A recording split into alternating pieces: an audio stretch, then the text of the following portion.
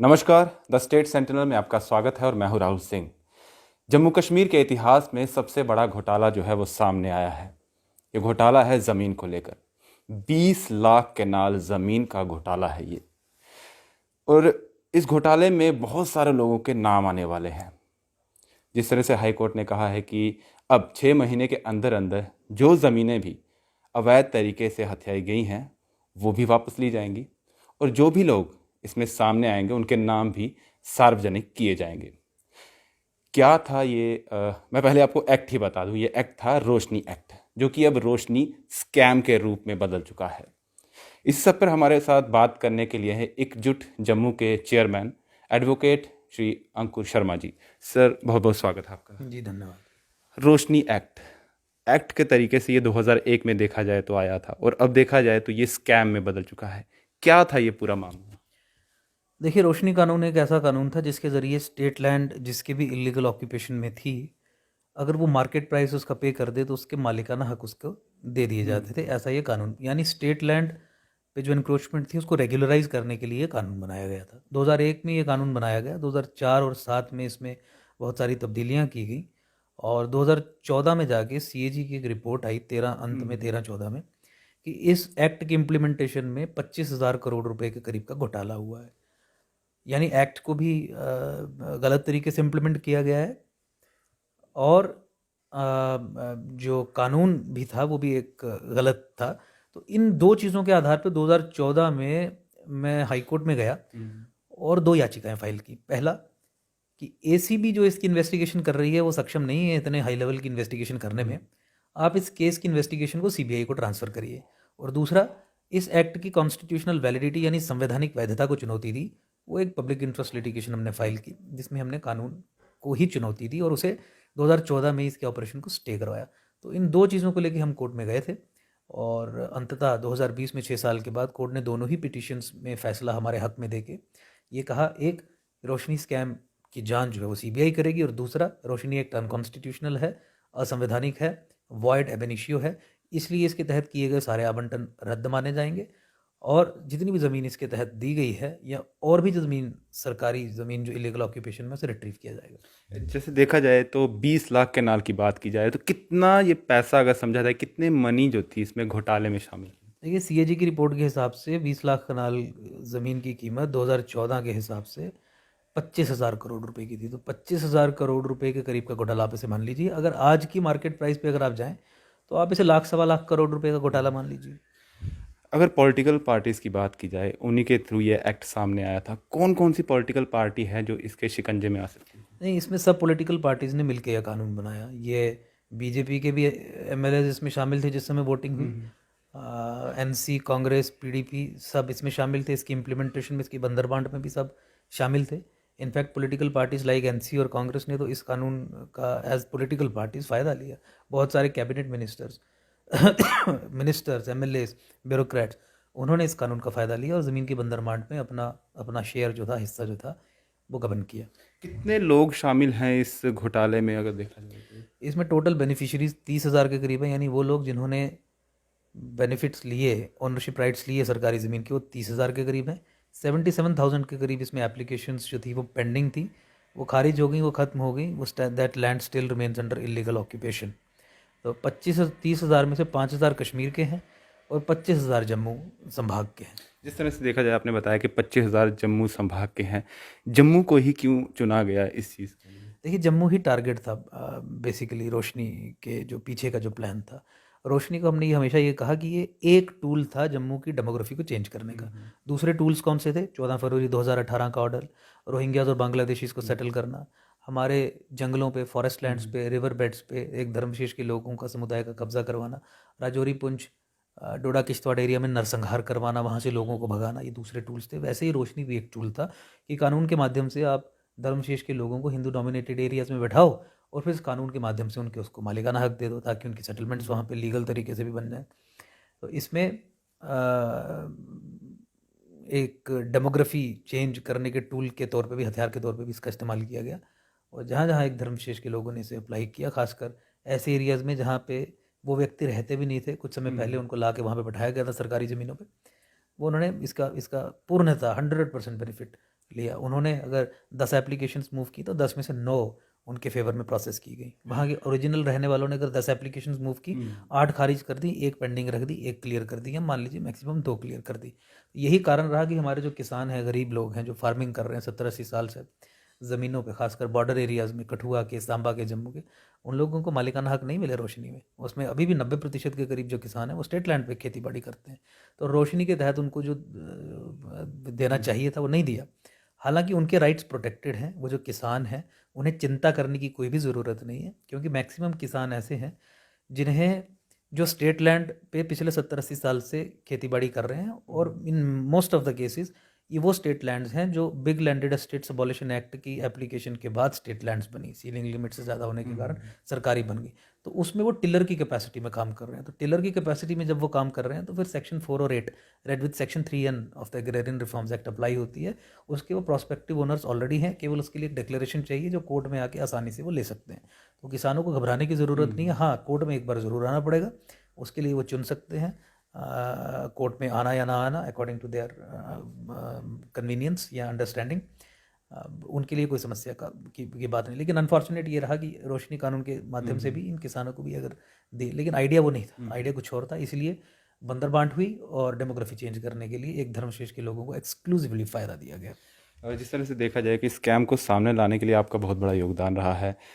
अब जब कोर्ट ने भी कहा है कि 6 महीने के अंदर अंदर सारी चीज़ें सामने आएंगी, क्या, क्योंकि इसमें अगर देखा जाए तो पॉलिटिकल पार्टीज़ के लीडर्स भी हैं, ब्यूरोक्रेट्स भी हैं, बहुत बड़े बड़े नाम जो आएंगे, सामने आएंगे, अभी आपको लगता है कि इस बीच, क्योंकि पॉलिटिकल पार्टीज़ भी इन्वॉल्व हैं, कुछ अड़चन आ सकती है इसमें? देखिए, अड़चन डालने की कोशिश तो हर पावरफुल व्यक्ति, हर ताकतवर व्यक्ति करता है, लेकिन हमें ये देखना है कि हुआ क्या है। हाई कोर्ट ने जो निर्देश पारित किए हैं, जजमेंट जो पास की है, उसके अंदर ही बहुत सारे सेफगार्ड्स इंट्रोड्यूस किए हैं।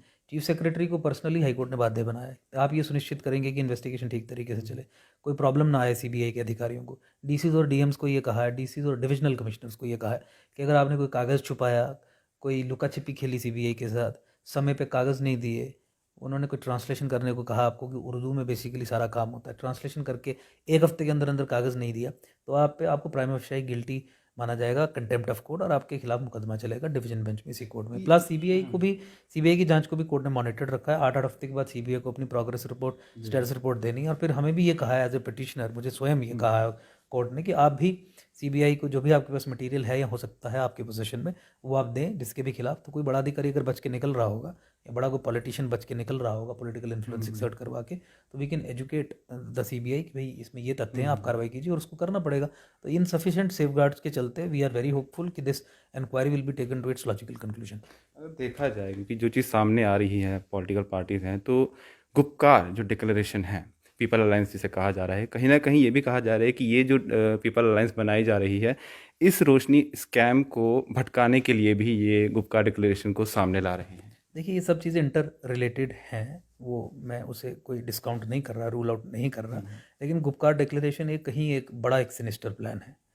वो एक आइडियोलॉजिकल डिक्लेरेशन है। गुपकार डिक्लेरेशन में वो 370-35 से स्पेशल स्टेटस को रिस्टोर करने की मांग कर रहे हैं। गुपकार डिक्लेरेशन केवल मुसलमान पार्टियों की डिक्लेरेशन है, केवल कश्मीरी सुन्नी पॉलिटिकल पार्टीज जो पाकिस्तानी फ्लैंक्स हैं, जो पाकिस्तानी एक्सट्रीमिस्ट आइडियाज़ को यहाँ पे पॉलिटिकली ट्रांसलेट करने का काम करती हैं, उनका ये प्लान है। अल्टीमेटली वो क्या मांग रहे हैं कि जम्मू कश्मीर एक मुस्लिम मेजॉरिटी स्टेट है, यहाँ पे 370 और 35 के माध्यम से हिंदुस्तान का कॉन्स्टिट्यूशन लागू नहीं होगा। एक मुस्लिम मेजॉरिटी स्टेट में वो कह रहे हैं कि हिंदुस्तान का संविधान नहीं लगना चाहिए, हमारा अलग संविधान होना चाहिए, हमारा अलग झंडा होना चाहिए। ये देशद्रोह है, और देशद्रोह के अलावा ये एक सांप्रदायिक डिमांड है, ये 2 नेशन थ्योरी के आधार पे की गई डिमांड है, ये जिन्ना की डिमांड है। जो जिन्ना ने कहा था वही कहा, हम मुसलमान हैं, हम एक सेपरेट नेशन है, हमें एक सेपरेट नेशन चाहिए। ये कहते हैं हम मुसलमान हैं, हमें एक सेपरेट स्टेट चाहिए, स्पेशल स्टेटस चाहिए, हिंदुस्तान का संविधान हमारे पे लागू नहीं होना चाहिए। कोई भी व्यक्ति जो हिंदुस्तान के संविधान में विश्वास रखता है, क्या वो इस डिमांड को एक्सेप्ट कर सकता है? तो इसलिए हमने ये कहा कि इसका एक आइडियोलॉजिकल रिस्पॉन्स आपको तैयार करना पड़ेगा। आपको कश्मीर को 2 यूनियन टेरिटरीज में डिवाइड करके उसको तोड़ना पड़ेगा, और जम्मू को एक सेपरेट स्टेट बना के जम्मू में पॉलिटिकल प्रोसेस को एम्पावर करके जम्मू की जनता को एम्पावर करना पड़ेगा। कश्मीर में 2 यूटीज़ किस तरीके से, एक यूटी उन हिंदुओं के लिए जिन्हें 1990 में 1990s में वहाँ से परसिक्यूट करके, रेप, मर्डर, बलात्कार करके, उनका नरसंहार करके, जीनोसाइड करके वहाँ से निकाला गया था। उनके लिए you have to have a special protected domain there, ताकि उनके साथ न्याय किया जा सके, जीनोसाइड के उस प्रोसेस को रिवर्स किया जा सके। और बाकी फिर रेस्ट ऑफ द कश्मीर के लिए बाकी Kashmir, and this goes without saying कि बिना किसी लेजिस्लेटिव असेंबली के यूटी जैसे अंडमान निकोबार या लक्षद्वीप या इस तरीके की यूटीज़ हैं, they cannot be allowed to use abuse our democratic spaces institutions कि उसमें अंदर जाके फिर वो रोशनी जैसे कानून बनाए 14 फरवरी 2018 जैसे ऑर्डर्स पास करें, एक मुस्लिम हेजिमनी को कंसोलिडेट करने के लिए कानून बनाए या सिस्टम चलाए। We can't allow them to use and abuse our political system, हमारा कॉन्स्टिट्यूशन, हमारे democratic institutions to do that. इसीलिए ये करना बहुत ज़रूरी है और गुपकार का केवल एक ही जवाब हो सकता है, Jammu separate state, Kashmir divided into 2 UTs. चलिए, जिस तरह से जम्मू में देखा जाए, इसी को मैं आगे बढ़ाता हूँ। काफ़ी जगह ऐसी हैं जिस तरह से ये रोशनी एक्ट की बात की जाए तो लोगों ने हथिया ली है। अब वहाँ पर उन्होंने अपनी बिल्डिंग्स तैयार कर ली हैं, मकान बना लिए हैं। अब जब कोर्ट ने कह दिया है कि ये चीज़ें सामने आएंगी, जो जगह मालिकाना अब लोगों ने हथिया ली है, अब क्या वो अपनी तरफ से अपनी बात नहीं रखेंगे? क्या वो रोड पे नहीं आएंगे, सड़कों पे नहीं आएंगे? क्योंकि पीछे आगे देखा था, जो भगवती नगर की तरफ भी पीछे कुछ सालों में वहाँ पर जब पुलिस गई थी तो उन पर भी पथराव किया गया था। क्या ऐसे इंसिडेंट आपको देखने को नहीं मिलेंगे? देखिए, इलीगल ट्रांजैक्शन कोर्ट ने इसे डिक्लेयर किया है और शुरू से ही ये इलीगल थी, तो सड़कों पे आके वो चीज़ें करके वो लीगल परिस्थिति बदलेगी नहीं। मुझे लगता है कि आपको सवाल ये एडमिनिस्ट्रेशन से पूछना चाहिए कि किस तरीके से इस जजमेंट को आप एग्जीक्यूट करेंगे। तो लीगल पोजीशन तो बहुत क्लियर है कि lands are to be retrieved back. अगर प्रोसीड्स ऑफ क्राइम आप लेते हैं और फिर उसे कहते हैं कि ये हम लेके रखेंगे, तो मुझे लगता है कि obviously for violation of court orders वो कार्रवाई होगी। लेकिन ये कोई राजनीतिक डिमांड नहीं है, इसलिए सड़कों पे आने का कोई मतलब भी नहीं रहेगा। अगर कोई किसी को लगता है कि भाई हमारे साथ अन्याय हो गया, तो उसके पास कानून में रास्ते हैं, वो अपील में जा सकता है, 100 चीज़ें कर सकता है कानून में रह के। बहुत सारे मोशंस इंट्रोड्यूस किए जा सकते हैं, वो कर सकते हैं, they are well within their rights वो करने में। लेकिन सड़कों पे आना, पथराव करना, ये तो गैर कानूनी चीज़ें हैं। मुझे नहीं लगता एक सभ्य समाज में उसे एक्सेप्ट किया जा सकता है। न्यू लैंड लॉ की बात करें, अब जो आने वाला है या जिसकी भी नोटिफिकेशन आई है, आप उसको किस तरीके से देखते हैं? देखिए, 2 ऑप्शंस हैं आपके पास। आप जम्मू की मुस्लिमाइजेशन या इस्लामाइजेशन चाहते हैं या जम्मू की इंडियनाइजेशन चाहते हैं। पुराने कानूनों के आधार पे, पुरानी प्रोटेक्शनिज्म के आधार पे आपके सामने प्रत्यक्ष तौर पे क्लियर है। कश्मीर के बाद जम्मू, जम्मू के हिंदू माइनॉरिटी एरियाज डोडा, रामबन, भद्रवाह, और फिर अब जम्मू, जहाँ पे एक टोटल इस्लामाइजेशन का प्रोसेस डेमोग्राफिक चेंज के जरिए चल रहा है। आपको वो चाहिए या आपको इंडियनाइजेशन ऑफ जम्मू चाहिए? New land loss Indianisation of Jammu करने में कारगर सिद्ध होंगे, इसलिए हमने इसको सपोर्ट किया। आप सपोर्ट कर रहे हैं? 100% हमने शुरू से सपोर्ट किया, क्योंकि जम्मू में अनएम्प्लॉयमेंट एक बहुत बड़ा इशू है और अनएम्प्लॉयमेंट को सरकार 4-5% शेयर रहता है अनएम्प्लॉयमेंट को दूर करना। सरकारी नौकरी का शेयर ओवरऑल एम्प्लॉयमेंट में 4-5-6% का आप मान लीजिए। 90+% से अधिक, 92 से 95% ऑर्गेनाइज्ड अनऑर्गेनाइज सेक्टर को मिला लें तो प्राइवेट सेक्टर का शेयर रहता है। यहाँ पे प्राइवेट इन्वेस्टमेंट अगर बूस्ट होगी, अगर प्राइवेट की ज़मीनें खुलेंगी, तो उससे एम्प्लॉयमेंट में किसे फ़ायदा होगा। और जैसा मैंने बताया, दूसरी चीज़, ये जो आर्ग्यूमेंट है कि जम्मू के लोगों का चरित्र देखिए, जम्मू का चरित्र तो इस्लामाइजेशन के कारण बदल रहा है। मैं वही कह रहा हूँ, आपको इस्लामाइजेशन करवानी है जम्मू की, इंडियनाइजेशन करवानी है यहाँ। लेकिन उसमें मैं ये कह रहा हूँ कि इंडियनाइजेशन भी कोई एकदम से वो प्रोसेस नहीं हो जाएगा कि ये दिल्ली नहीं है, ये बॉम्बे नहीं है, यहाँ पे कोई समुद्र का तटीय किनारा नहीं है, सड़कें आपके पास है नहीं, यहाँ पे क्यों कोई आएगा? क्यों आपके पास अच्छे हॉस्पिटल्स नहीं, एक भी हॉस्पिटल यहाँ पे आपका अच्छा नहीं, क्यों जम्मू में आके कोई बसेगा? वो बेवकूफ़ है, चंडीगढ़ नहीं जाएंगे, वो दिल्ली नहीं जाएंगे। तो इसलिए मैंने ये कहा कि जम्मू ऐसा भी कोई जगह नहीं है, दिल्ली, चंडीगढ़ या बॉम्बे की तरह, जहाँ पे व्यापार के बड़े अपॉर्चुनिटीज़ हैं, तो लोग कूद के यहाँ पे आ जाएंगे। कोई नहीं आएगा यहाँ पे। जिसे स्कूल बनाना है, जिसे हॉस्पिटल बनाना है, आईटी इंडस्ट्री, ग्रीन इंडस्ट्री, उसे एनकरेज किया जाएगा, वो लोग आएँ और उससे हमें एम्प्लॉयमेंट में ही फ़ायदा मिलेगा। और मुझे बताइए, वो एरियाज़ भी जहाँ पे बहुत सारे बाहर के लोग भी जाके चले गए, हिंदू समाज के, खासकर बॉम्बे या दिल्ली, तो क्या उनका चरित्र बदल गया? मुझे बताइए, बॉम्बे में महाराष्ट्रियन सरकार बनाते हैं, महाराष्ट्र स्टेट को, वहाँ के पॉलिटिकल इंस्टीट्यूशंस को कंट्रोल करती है, या गुजराती या तमिलनाडु के लोग करते हैं? कौन करते हैं? तो उनका वहाँ पे भी प्रोटेक्टेड है। और वैसी परिस्थिति, बॉम्बे जैसी परिस्थिति तो जम्मू में नहीं बनेगी। और अदरवाइज भी मैंने कहा कि परिस्थिति पिछले कानून के आधार पे क्या बन रही थी, 100% इस्लामाइजेशन ऑफ जम्मू, ये डिक्लेयर्ड ऑब्जेक्टिव है। आपने महबूबा मुफ्ती को कहा होगा, कहते हुए सुना होगा बहुत बार, फारूक अब्दुल्ला को, कि जम्मू का मुस्लिम मेजॉरिटी कैरेक्टर मेंटेन करके रखना है और 370-35 से उसके लिए आवश्यक है। भाई वो डिमांड कर रहे हैं, तो मुस्लिम मेजॉरिटी कैरेक्टर मेंटेन करने का रखने का मतलब क्या है? जैसे हिंदू विहीन किया वैली को 90s में, वैसे ही जम्मू को भी हिंदू विहीन या माइनॉरिटी विहीन करना है आने वाले कुछ समय में। जम्मू में लोगों की पॉपुलेशन अधिक है, तो डेमोग्राफिक चेंज करके फिर करना। सर, ये जो पार्टीज़ हैं, बहुत सारी पार्टीज़ यहाँ पर इस लॉ को जो है वो अपोज कर रही हैं। चाहे एनसी की बात की जाए, कांग्रेस की बात की जाए, पीडीपी की बात की जाए, वो कह रहे हैं कि ये नाकाबिले बर्दाश्त है यहाँ पर। ये सिर्फ जम्मू में लोगों को, जो यहाँ के लोग हैं उनको बाहर निकालना है और बाहर के लोगों को बसाना। जो भी पॉलिटिकल पार्टीज इस कानून का विरोध कर रही हैं वो कश्मीर से सेंट्रड पॉलिटिकल पार्टीज हैं या फिर उनके माउथ पीसीज हैं जो उनके कहने पे यहाँ पे राजनीति करते हैं। जो भी इन कानूनों को सपोर्ट कर रहा है वो गुपकार डिक्लेरेशन को भी सपोर्ट कर रहा है, क्योंकि एक वैचारिक दृष्टिकोण से ये सब चीज़ें जुड़ी हुई हैं, मिली हुई हैं। तो ऑब्वियसली उन पार्टीज़ के नुमाइंदों को जो खासकर जम्मू में बैठे हैं, आपको उनसे पूछना है कि आपके क्या निजी इंटरेस्ट हैं कि आप जम्मू के खिलाफ ही चल रहे हैं। मुझे बताइए, जम्मू का कल्चर किसने बर्बाद किया पिछले 70 साल में? हिंदुस्तान ने या कश्मीर ने? तो आप कश्मीर को प्रोटेक्शन दे के अपने कल्चर को बर्बाद करने की दिशा में आगे कदम बढ़ाओगे या उसे बचाने की जब जम्मू की कंप्लेंट ही यही रही कि हमारी ज़मीनें कश्मीर से वो लूट के ले गए, हमारी नौकरियां मेरिट को साइड पे करके पीएससी एसएसआरबी के जरिए लूट के ले गए, तो फिर बचना किससे है आपने? एक दीमक तो आपको लगा ही हुआ है। अब उसको और मजबूत करोगे ताकि जम्मू का पूरा ही बेड़ा गर्क हो जाए। तो वो लोग जो जम्मू का बेड़ा गर्क करवाने के लिए यहाँ पे राजनीति करते हैं वो उस डिमांड को सपोर्ट कर रहे हैं। आपकी यही शिकायत है ना 70 साल से कि हमारा कल्चर, हमारी लैंग्वेज, हमारी बोली, हमारी पहचान, हमारी नौकरियां, सब कुछ, हमारी एम्पावरमेंट कश्मीर ने ख़त्म की। तो फिर प्रोटेक्शनिज्म इंट्रोड्यूस करके कश्मीर को और ताकतवर बना के बिल्कुल ख़त्म हो जाना चाहते हो? ये समझने की ज़रूरत है। मैंने इसलिए कहा कि आपको इस्लामाइजेशन करवानी है एरिया की या इंडियनाइजेशन करवानी है। और अगर मान लीजिए एक डिबेट के तौर पे मैं मान लूँ, अज्यूम कर लूँ कि बाहर से बहुत सारे लोग यहाँ पे आ जाएंगे, यूपी के आ जाएंगे, बिहार के आ जाएंगे, हरियाणा के आ जाएंगे, तो मैं आपको एक चीज़ बता दूँ, एक सनातन के डिफरेंट फ्लेवर्स की अगर कहीं पे वर्चस्व हो, मेजॉरिटी हो, उस इकोसिस्टम में सनातन का हर एक फ्लेवर, जम्मू, बिहार, यूपी, हर एक फ्लेवर को एग्जिस्ट करता है, आसानी से रहता है। एक इस्लामिक हेजिमनिक डोमेन में, फासिस्ट डोमेन में ख़त्म कर दिया जाता सबको। तो क्या चुनना है आपको? That is to be answer.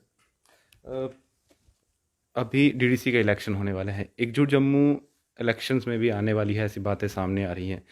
कब एकजुट जम्मू इलेक्शंस में आएगी एक पॉलिटिकल पार्टी के तरीके से, और क्या डीडीसी इलेक्शंस में भी वो पार्टिसिपेट कर रही है? देखिए, कुछ दिनों में आधिकारिक तौर पे घोषणा कर दी जाएगी। आपको पता है process is very complex, registration का इट टेक्स टाइम, समय लेता है। मुझे लगता है कि हम एक फाइनल स्टेजेस में हैं उस प्रोसेस को कंप्लीट करने में।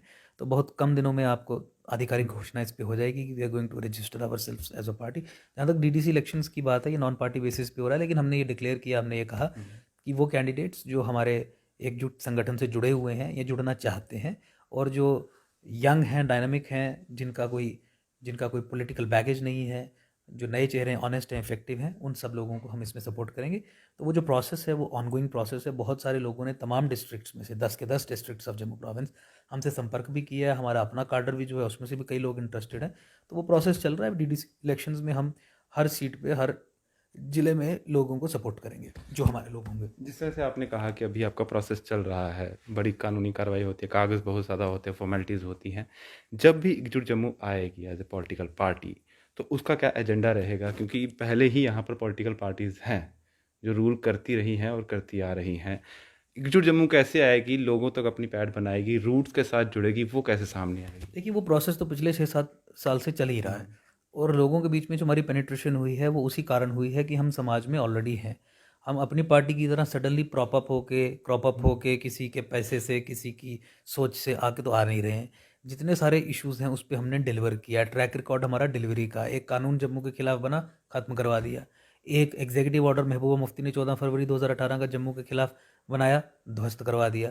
रोहिंग्या और बांग्लादेशीज़ की सेटलमेंट्स को नेशनल इशू बनाया, सरकार को मजबूर किया, एक्शन लेने के लिए नहीं लिया उन्होंने, वो उनकी कमी है।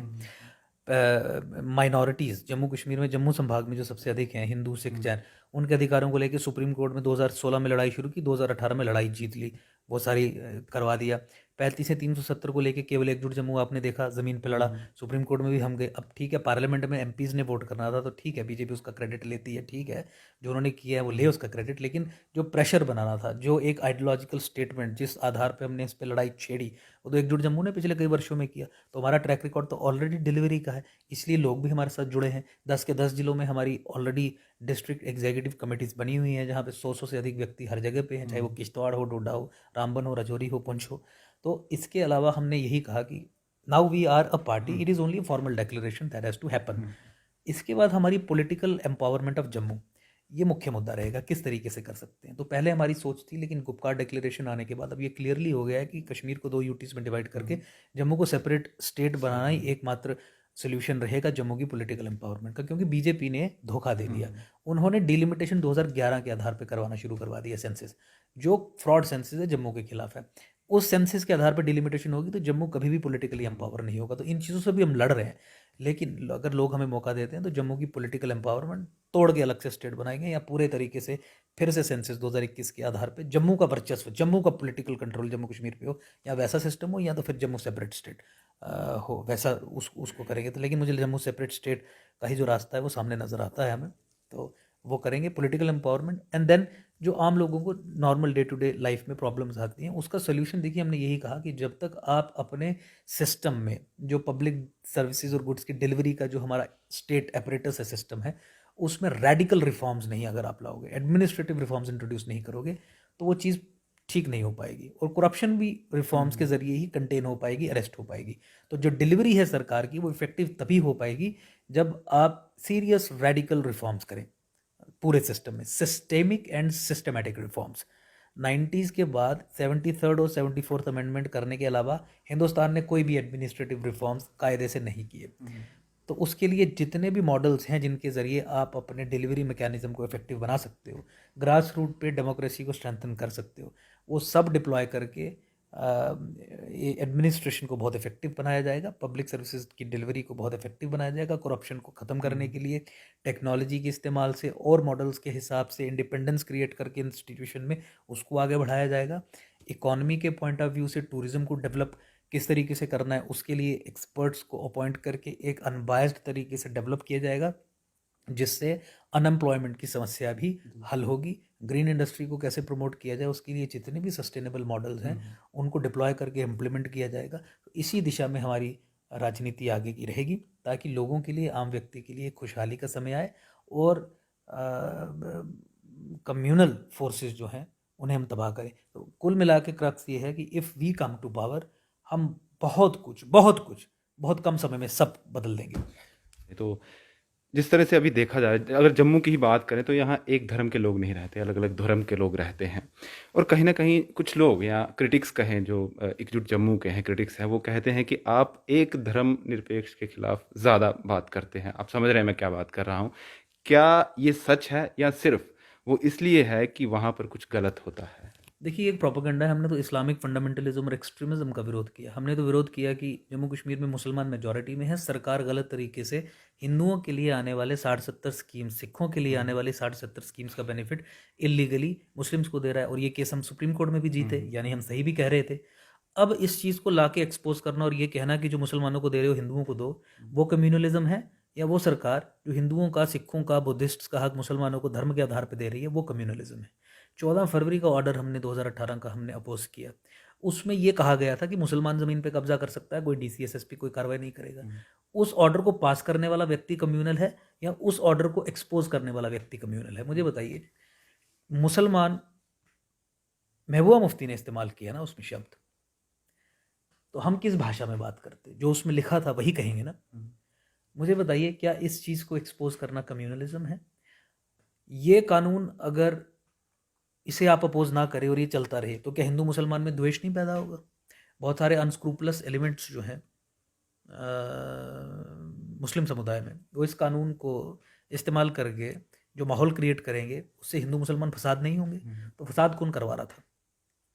अच्छा, 370-35 का मैंने आपको बता ही दिया कि किस तरीके से टू नेशन थ्योरी पे आधारित था।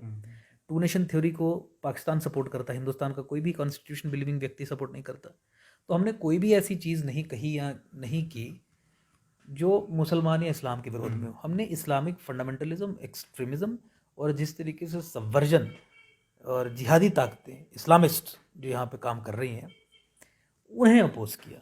उन्हें अपोज करना, अगर मुसलमान कहता है कि ये मुझ पे अटैक है, मेरे धर्म पे अटैक है, तो फिर वो उन्हें किसी ना किसी तरीके से सपोर्ट करता है, तो यानी कम्युनल ताकतों के साथ है। तो ऐसे लोगों की तो हमें ज़रूरत नहीं है। वो सेक्युलर मुसलमान जो 14 फरवरी का ऑर्डर अपोज करने के लिए सामने आए, जो माइनॉरिटी को माइनॉरिटी के राइट्स मिले उसके लिए सामने आए, उसके लिए हम सेक्युलर हैं और बहुत सारे लोग ऐसे हमारे साथ जुड़े भी हुए हैं। तो हम उन लोगों को तहे दिल से स्वागत भी करेंगे अगर वो इस सोच से हिंदुस्तान का झंडा पकड़ के पूरी निष्ठा रख के संविधान में इस्लामिक कम्युनलिज्म को जम्मू कश्मीर में अपोज करके, क्योंकि मुस्लिम मेजॉरिटी स्टेट है, यहाँ पे इस्लामिक कम्युनलिज्म रही, उसके तथ्य काफ़ी आपके सामने हैं, जिन चीज़ों को लेकर हमने लड़ाई भी लड़ी और जीत भी हासिल की, तो उनके लिए हम साथ में। अब आप ये कहें कि हम किसी को खुश करने के लिए फंडामेंटलिस्ट ताकतों के खिलाफ बोलना या 14 फरवरी 2018 के ऑर्डर्स जैसे चीज़ों के खिलाफ बोलना या डेमोग्राफिक इन्वेजन ऑफ जम्मू जो स्टेट स्पॉन्सर्ड है, इनडायरेक्ट तरीके से किया जा रहा है, तभी लैंड पे जैसे 800 के करीब एनक्रोचर्स केवल मुसलमान बैठा दिए सरकारी मदद से, उनके खिलाफ बोलना बंद कर दें तो वैसे तो नहीं चलेगा। पॉलिटिकल करेक्टनेस के लिए तो हम राजनीति में नहीं आए, हम राजनीति में तो पॉलिटिकल ट्रांसफॉर्मेशन के लिए आए हैं, रेवोल्यूशनरी चेंज के लिए आए हैं, राष्ट्रवादी ताकतें मजबूत हों उसे सुनिश्चित करने के लिए आए हैं। तो प्रोपेगेंड जो क्रिटिक्स हैं they are not scholars, they are propagandists. Sir आखिरी सवाल, अभी जो सामने चीज़ें आ रही हैं कि मिलिटेंट्स के लिए रिहैब पॉलिसी आ रही है, साथ में कहा जा रहा है कि जो वापस आना चाहता है उसके लिए नौकरी का भी एक बात की जा रही है। जम्मू में बात की जाए तो यहाँ का युवा अनएम्प्लॉयड है, नौकरी नहीं मिल रही है। जेके बैंक के साथ क्या हुआ, एस्पिरेंट के साथ क्या हुआ, अभी जो फायर सर्विसेज के साथ क्या हुआ, ये सामने है सब कुछ। इस तरीके की पॉलिसी, क्या ये सही पॉलिसी है? देखिए, पॉलिटिकली करेक्ट होने के लिए के कारण ही ये इस तरीके की पॉलिसीज़ लाते हैं। ये एक्सेप्ट करने को तैयार ही नहीं है कि जम्मू कश्मीर में ख़ासकर अंदर समस्या जो है वो जिहाद की है, और जो टेररिस्ट और मिलिटेंट जो बंदूक उठा रहा है वो एलियनेशन के कारण नहीं उठा रहा है, वो जिहाद की लड़ाई लड़ने के लिए उठा रहा है। ये पॉलिटिकली करेक्ट होने के कारण और उन क्रिटिक्स की नज़रों में सेक्युलर होने का दम भरने के कारण इस तरीके की मूर्खतापूर्ण पॉलिसीज़ यहाँ पे लाते हैं। ये पॉलिसी किस देश में, किस दुनिया में कामयाब हुई है कि आप जिहादी इस्लामिस्ट ताकतों को जो जिहाद के एजेंडा को लेके आगे चल रहा है उसे नौकरी देके अपने साथ जोड़ेंगे? This is going to fail. PDP ने हीलिंग टच पॉलिसी इंट्रोड्यूस की, क्या रिजल्ट हुआ उसका? और ऑब्वियसली जहाँ पे भी आप इन जिहादियों को अकोमोडेट करेंगे, ये आपके सिस्टम के अंदर घुस के उसे सबवर्ट करके फिर अपने जिहाद के एजेंडा को आगे चलाएंगे। तो ये policy is going to be a failure. लेकिन एक चीज़ सरकार ने इस पॉलिटिकल करेक्टनेस में दिखा दी कि जम्मू कश्मीर में आतंकवाद पे इंसेंटिव है, जम्मू कश्मीर पे राष्ट्रवाद पे इंसेंटिव नहीं है। जम्मू कश्मीर बैंक की लिस्ट इसलिए खारिज हो गई क्योंकि जम्मू संभाग के ज़्यादा बच्चे सेलेक्ट हो गए थे। तो इसीलिए ये जो पॉलिसी है ये एक सबवर्जन है, ये एनिमी नेशन की विक्ट्री है over the mind space of our policy makers. Pakistan भी यही चाहता है कि इसी तरीके से इनको एकोमोडेट करे हिंदुस्तान की सरकार, ताकि ये अच्छे से सिस्टम में एंट्रेंच होकर सिस्टम को अंदर से बर्बाद करे। चलिए, शुक्रिया सर हमसे बात करने के लिए। तो अंकुर जी ने पूरा बताया, रोशनी एक्ट के बारे में भी आप समझ गए होंगे क्या चीज़ें आ रही हैं, और बहुत जल्द उन सब लोगों के नाम सामने होंगे, चाहे वो राजनीति से हो, ब्यूरोक्रेट्स हो, या बड़े बड़े बिजनेसमैन या माफिया से जुड़े हो, वो भी सामने होंगे।